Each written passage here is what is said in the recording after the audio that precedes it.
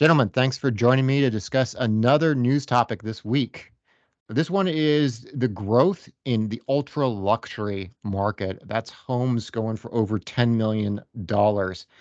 We saw a big jump with COVID transactions more than doubling from 2020 to 2021, up to 2,300 properties sold in this class. In 2022, we were still above that 20 level with almost 18. I'm sorry, that was about 1,780 almost sold.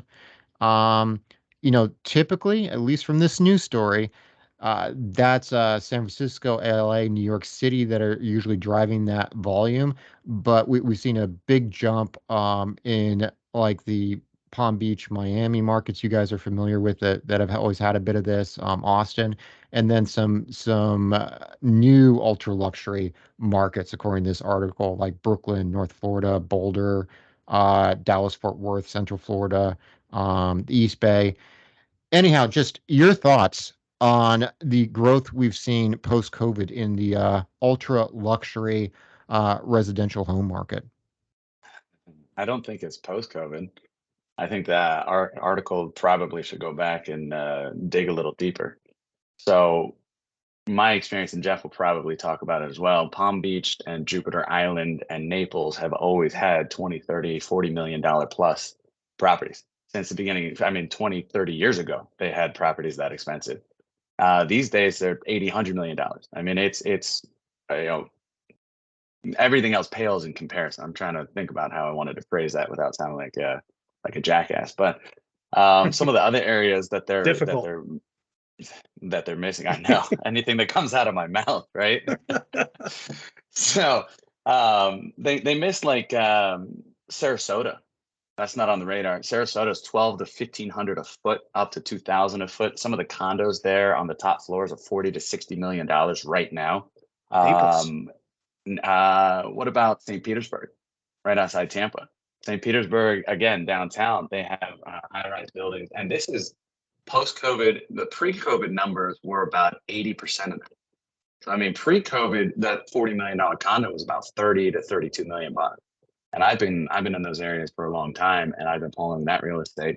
I've got a house over there, so it's been a lot higher and in a lot more diverse areas, at least in Florida and in the Southeast, than this article is pointing out. But I think that trend is here to stay. And as people have been making more money and figuring out different areas that they want to live with COVID and more space like that, they've been deciding, I'm going to put more money into my house than I've ever done in the last 10 or 20 years. And I don't see that trend going away. I think it accelerates. Yeah, I Yeah. mean, go on, Jeff. Good. No, good. Yeah, what I was going to point out is I think this kind of captures two really big trends. One's the wealth gap, right? I mean, this has been going on for a while. That we're seeing that kind of 1% of 1% get an increased amount of the money, do disproportionately well to other folks, and you can talk about a lot of different reasons for why that's going on. But it's hard to argue that it's not going on. That there's this billionaire class that has done very, very well and done better than other folks, and they got to live somewhere, and that's what's going to drive this 10 million plus market. The other thing I would say that's going to drive this and doesn't look like it's going to change either is if you're very, very wealthy overseas, there's a lot of very, very wealthy people overseas that look at the US and say, that looks safe. That looks like a place where I don't have to worry about getting thrown in jail because I got on the wrong side of things. That looks like a place where I don't have to worry about the government waking up one day and saying we're seizing all private property.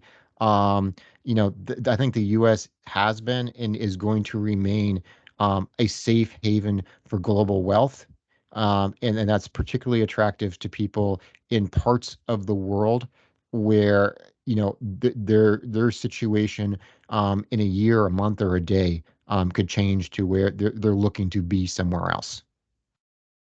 Yeah, I probably don't need to add a whole lot. The only side I might add, Zach had mentioned Jupiter Island, Palm Beach Island, and he's right. There's always been a large contingency there of, former, not just Fortune 500, but Fortune 100, Fortune 50, now retired CEOs that are living in those areas. on really larger properties. The only thing I might add is maybe what is occurring now is, people who are moving from the Northeast are more willing to buy something, for $10 million plus because they can afford it. That isn't as big as what the previous owner had and cut it into two. And now you've got two properties that were on the same size as one previously that you're paying 30 or $40 million for. I could see that side. I think there's a lot that goes into it, that creates a new dynamic to it. But, let's not forget that it's Florida. The weather makes it easier for people to want to come down here. People complain about hurricanes. Yeah, there's hurricanes, but it's not, in my mind, maybe it's not as bad as earthquakes. Maybe it's not as bad as somebody's taxes in the Northeast. There's a lot that goes into it. And this is one I don't really have data behind, but I'm going to toss out there because I do think it's going on, and that's the digital age. I think it's just easier, if you're a billionaire, to be wherever you want or be in multiple locations wherever you want and still get business done. You don't have to be in Manhattan or London. Yeah. You don't even have to be a billionaire. And it just dawned on me that my two partners are forgetting that we were in the middle of building some luxury, I'll call them townhouses. Oh, I didn't forget. I just didn't mention it.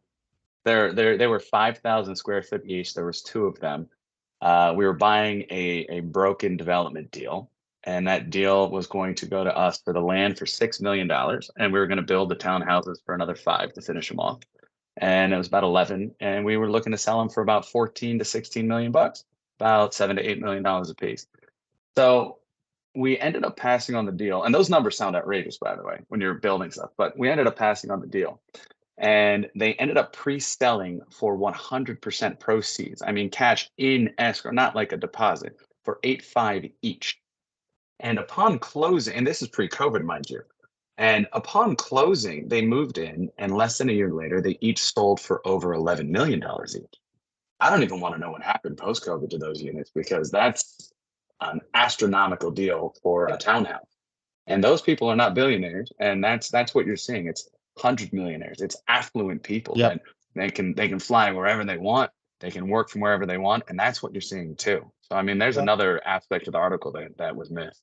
I think you just hit something as well that you triggered and reminded me is the areas we're discussing. Let's just say it's Palm Beach Island, it's Ponte Vedra, it's it's all the areas in Miami and Fort Lauderdale, Naples. They're all near, if not real close to international airports. Yep. That you can let's Palm Beach Island, you can be in Miami in an hour and a half to catch a flight that you may not be able to catch out of Palm Beach or Fort Lauderdale. If you're in Ponte Vedra, you can go to Jacksonville, you can go to Orlando. If you're in St. Petersburg, theoretically, or let's just make it easier, say Sarasota, you can go south to Fort Myers, you can go Tampa International's right there. Yeah. And you can also go to Orlando.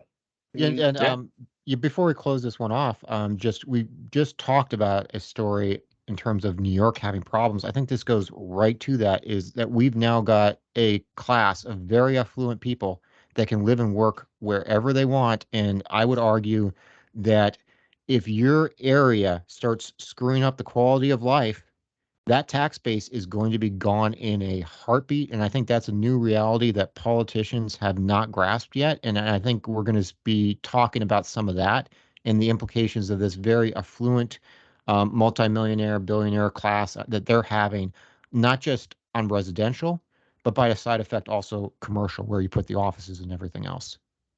Well, interestingly enough, maybe you hit something.